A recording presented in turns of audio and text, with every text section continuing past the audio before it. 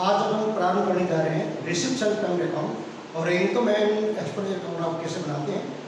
Question number 1 देखिए, निम्न सूचनाएं लोकल में से प्राप्त की गई हैं जिनकी सहायता से प्राप्ति भुगतान खत्म बनी है। Opening balance cash in hand 5,000, cash bank 25,000, सब कुछ चंदा 1,65,000, डोनेशन 35,000, इन्वेस्टमेंट परचेज 80,000 रुपये, rent paid 20,000, general expenses 21,500, courier charges 1,000, postage and stationery 2,000 और closing balance cash in hand आपको दिया है 14,500। इसमें आपको एक चीज ऑप्शन आपका है कैश बैंक क्लोजिंग बैलेंस कितना होगा। आपको पूछा रिसिप्ट है payment account, that is the receipts and payment account for the ending for the year ending date दे रखी है, डेट होगी लिख देंगे।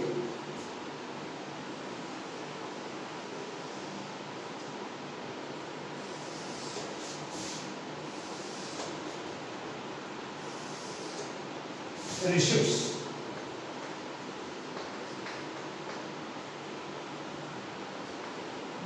अमाउंट पेमेंट अमाउंट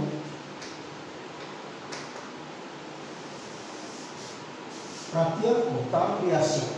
अब ध्यान रखना रिसिप्ट और पेमेंट अकाउंट ये गैर वित्तीय संस्थाओं द्वारा बनाया गया अकाउंट और ये रोकड़ का सारांश है। डीआर में प्राप्ति आएगी, सीआर में भुगतान आएंगे, केवल रोकड़ लेनदेन आएंगे, किसी प्रकार का एडजस्टमेंट नहीं आएगा, चाहे आएगा तो चाहे पूंजी करो। और किसी भी अवधि की प्राप्ति किसी अवधि का भुगतान, इससे पहले मैं 5 क्वेश्चन के ले चुका हूँ।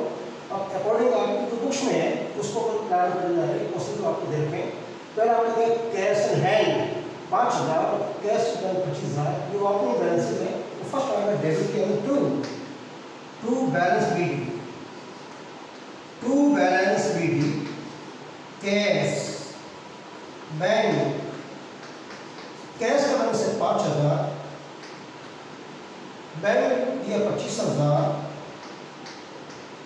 30,000 आपका ओपनिंग बैलेंस है कैश एंड बैंक बैलेंस। फिर आपको चंदा सर्कुलेशंस 1,65,000, याद रखें चंदा ये प्राप्ति को देंगे सर। डीआर नंबर 2 सर्कुलेशंस चंदा या विधान ये प्राप्ति को देंगे सर। 1,65,000, 1,65,000। डोनेशन ये आपका दान to donation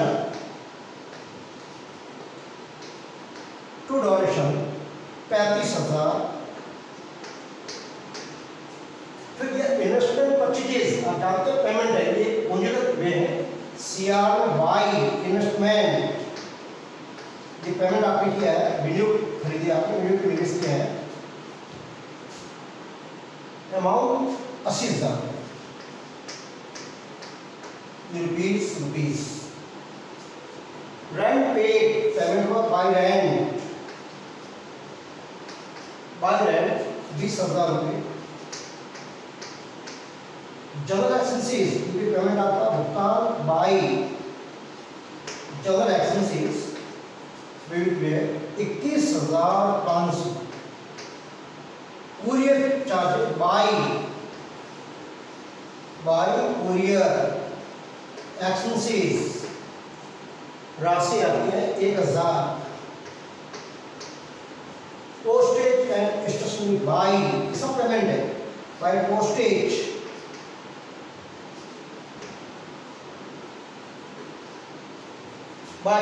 and stationery 2,000। Closing balance आपको दिया 14,500 कैश है बाय बैलेंस शीट कैश आपको दिया 14,500। और यहाँ का बैंक डॉट। अब देखना प्रारंभिक बैलेंस आपको दिया 25,000 बैंक का, कैश का 5,000 है, क्लोजिंग आपको दे रखा है कैश बैलेंस। और बैंक का जो अंतिम शेष है डीआर में से सीआर को घटाएंगे वो आपका बैंक बैलेंस होगा, जो मेरा डीआर का 12 5 5 शून्य 1 4 10 13 1 2 2,30,000 2,30 ये डीआर साइन का योग है माइनस 80 20 1 लाख 21 22 23 24 500 24,500 देखिए इसमें एक बार चेक लीजिए आप 2 बैलेंस पीडी कैश 5 और आपका बैंक बैलेंस 25,000 चंदा 1,65,000 डोनेशन 35,000 मिले विनियोग आपने निवेश किया 80,000 रुपये का 25 किया आपने रेंट पे पेमेंट हुआ 20,000 रुपया जनरल एक्सपेंस पेमेंट हुआ 21,500 पूरी चार्जेस 1,000 रुपये पोस्टेज 2,000 रुपये और अंतिम शेष आपको दिया 14,500। अब इसका योग सवाल है ये भी आपको जोड़ना है इसमें डीआर का योग आपका 230 और सीआर की अमाउंट देखो वापस 80 20 1 लाख 21 22 24 24 और 28 38 39 1,39,000 डीआर का है टाइम आपका सीआर भी है 0 0 0 10 नंबर 1 12 51,000 बैलेंस आएगा बैंक बैलेंस 91,000। अब इन दोनों का योग कीजिए 0 0 5 4 5 9 1 10 1,05,500 योग आएगा 2,30,000। पहले क्लास है डीआर बेसिस में घटाइए और कैश का बैलेंस भी बनाइए तो शेष बैलेंस बचेगा वो आपका बैंक बैलेंस होगा क्लोजिंग 51,000 और दोनों का योग करेंगे 9 1 10 और 1,05,500 ये आपका रिसेप्शन पेमेंट अकाउंट है और आपका डीआर क्या है भुगतान सीआर ये आपका सीधा सा क्वेश्चन है और इस प्रकार के 5 क्वेश्चन पहले दे चुका हूँ ये आपकी किताब का क्वेश्चन है।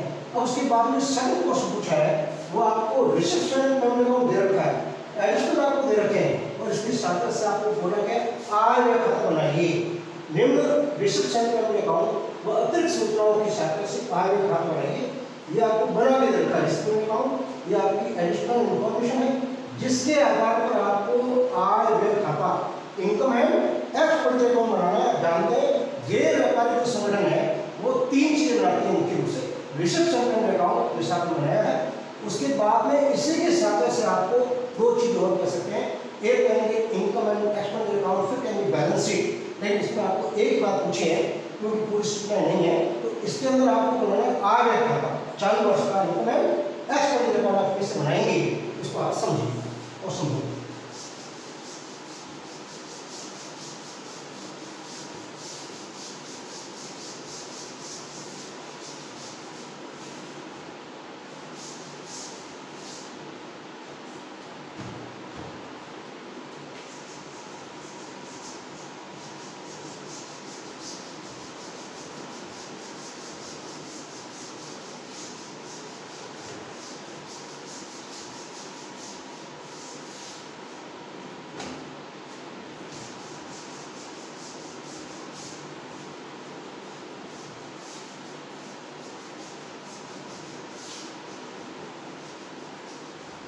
देखना परीक्षा के अंदर आपके बड़े क्वेश्चन आएंगे ठीक ठाक क्वेश्चन आएगा जिससे बड़े क्वेश्चन के अंदर आपको या तो पूछेंगे रिसेप्शन पेमेंट अकाउंट जैसे भी आपने बनाया है अब रिसेप्शन पेमेंट को बना के रखा है और अन्य सूचना दे रखी जिसके साथ आपको बनाना होगा इनकम एंड एक्सपेंडिचर अकाउंट या मेरे क्वेश्चन 2 का उत्तर income and expenditure account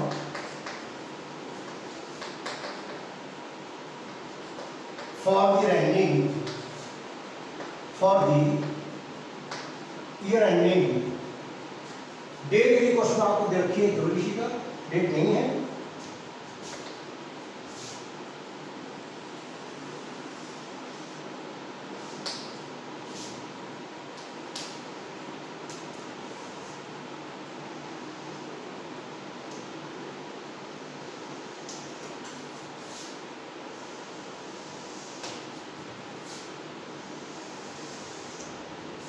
DR side CR side expenditure बाई ओर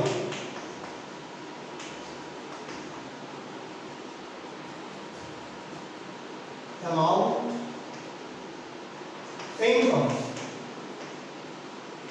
अमाउंट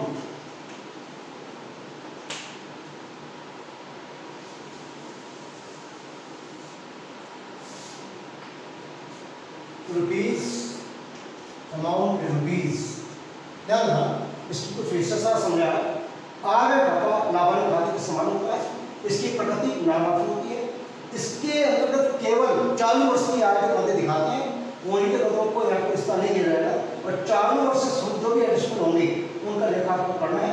और इस खाते का उद्देश्य होता है बचत या घाटा ज्ञात करना, सबके साथ डिफिशिट इसका परिणाम आएगा। अब देखिए जो रिसेप्शन पेमेंट अकाउंट है, मान लो राशियां है, सीआर में पेमेंट है, लेकिन इसके डीआर का जो है वो आपका एक्सपेंडिचर है और दाएं में आपका इनकम है।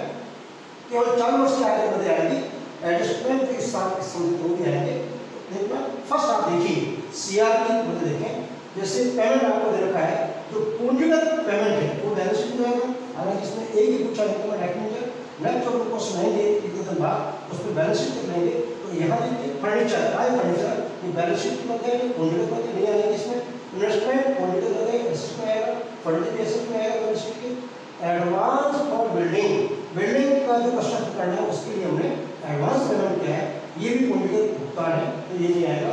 अब यहाँ देखिए सैलरी आएगा, रेंट आएगा, पोस्टेज आएगा, एडवर्टाइजमेंट आएगा, बैलेंस शीट वर्ष के अंत में जो कैश है जो संस्था के पास में बचा हुआ है ये सीधा आएगा बैलेंस शीट एसेट में। तो ये आएगा यहाँ से सैलरी और उसके बाद में रेंट, पोस्टेज, एडवर्टाइजमेंट, ये चार मदे हैं वो आएगा, जबकि फर्नीचर है, इन्वेस्टमेंट है, एडवांस फॉर बिल्डिंग है, बैलेंस शीट, ये चार मदे, तीन और ये चार मदे आपकी पूंजीगत है और ये आपकी बैलेंस शीट की एसेट में है, ये भी एसेट में है।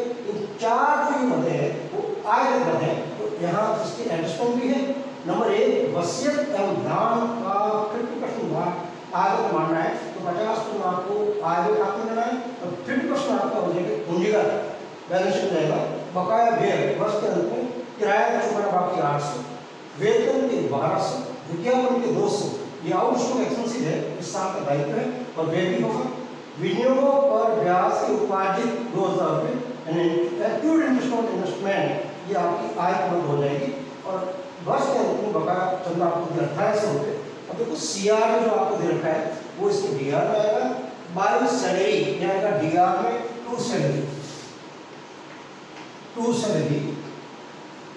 सैलरीज, पेमेंट जो हमने किया है वो 70,400, हमने लिखी 70,400।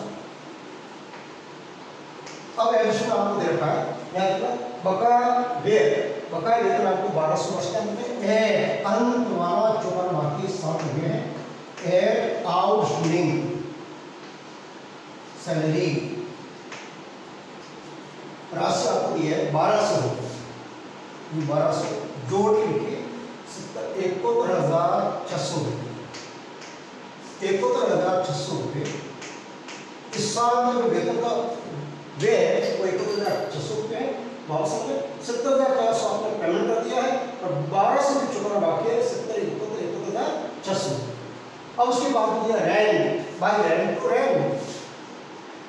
टू रेंट पेमेंट हमने किया है 4,000 रुपये, अंदर समाज में ये पेमेंट आपने 4,000 चुका है। फिर बोला किराया चुकाना बाकी 800,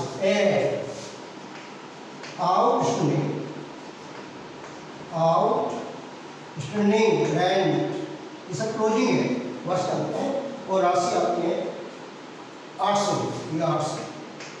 इस साल का व्यय रहेगा किराया का 4,800, कुल व्यय 4,800 किराया का, 4,000 आपने भुगतान कर दिया, 800 रुपये बाकी है। अब उसके बाद दिया है postage 1300, to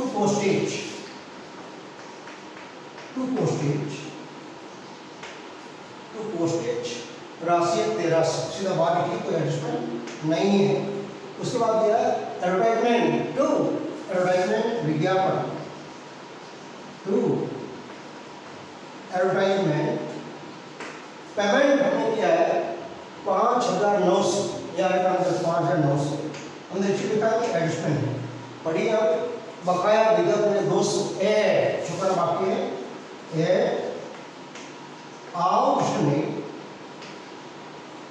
advertisement end of year 200 जोड़िए 6,100 रुपये इस साल का विज्ञापन का व्यय होगा। पेमेंट क्या 5,900, 200 बाकी।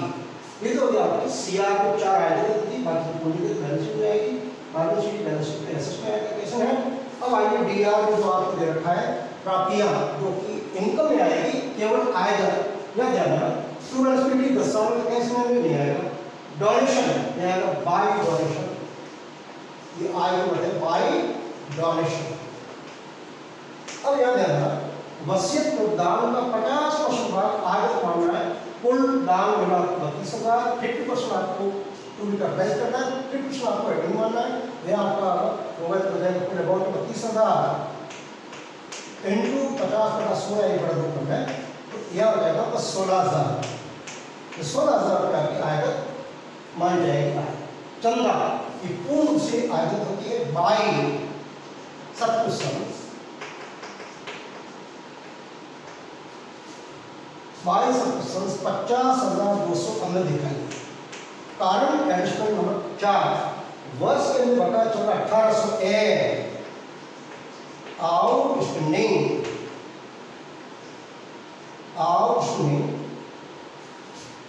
Subscriptions end of year 1800 full हो जाएगा 52,000।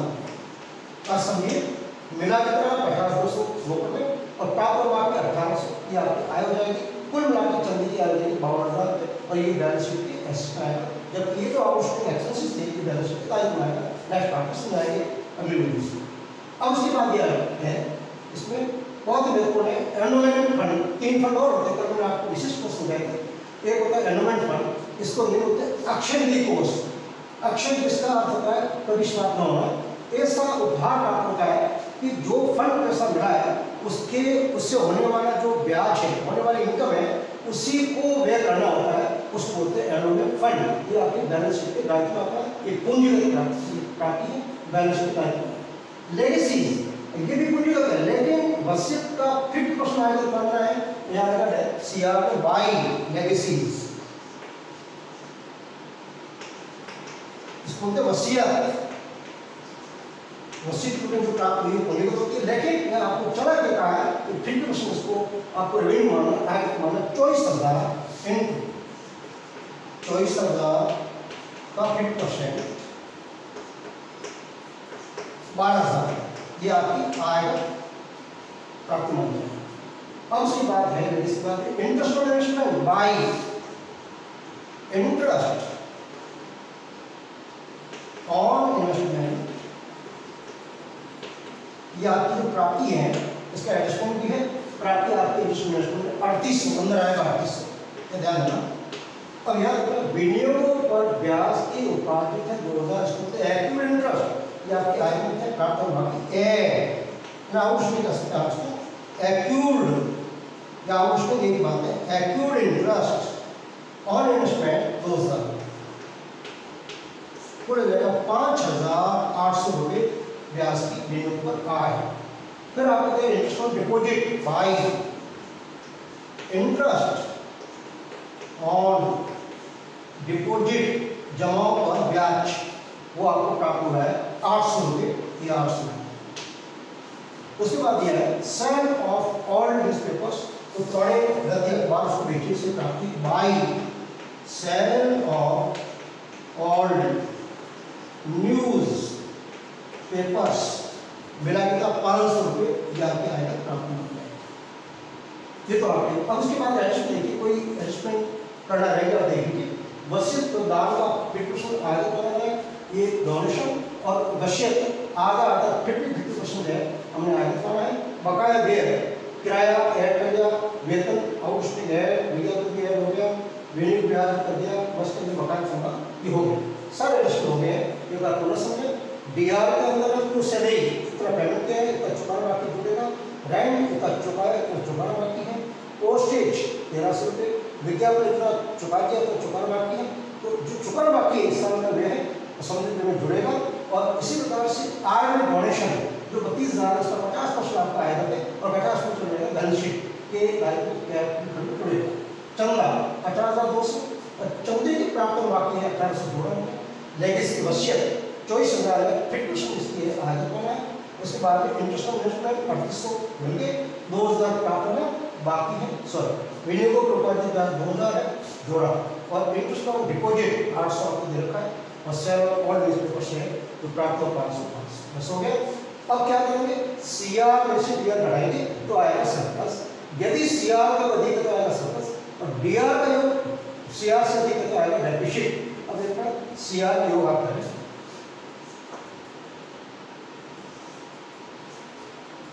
50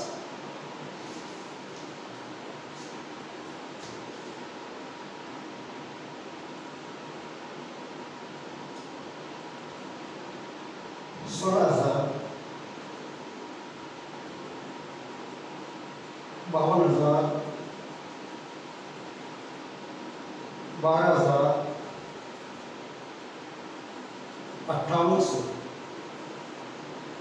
प्लस 800 प्लस 500 सीआर मुझे 87,100 माइनस 71,600 4800 1300 6,100 ये 3,300 लिखेगा। टू सरप्लस बचत 3,300 आएगा। अन्य शब्दों में कहते हैं एक्सेस इनकम और एक्सपेंडिचर।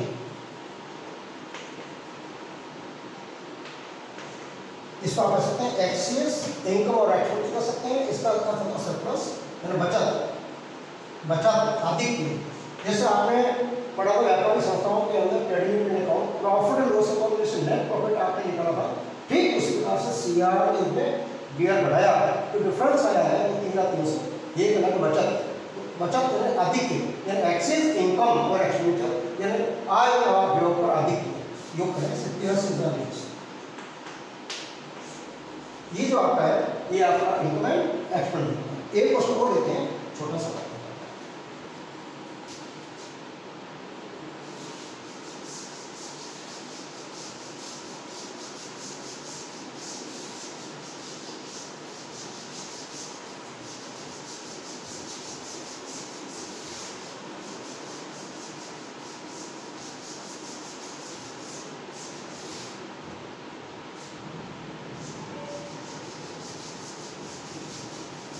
कल जो हमने लिया था उस प्रकार का क्वेश्चन आपको पाठ्यपुस्तक का ही है।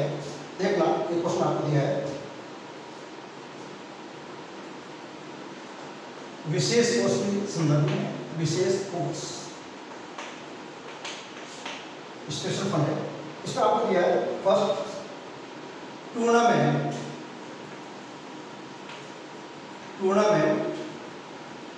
फंड 1/4/2020 ओपनिंग फंड आपको दे रखा है। टूर्नामेंट फंड 10,700 रुपये। फिर आपको दिया है डोनेशन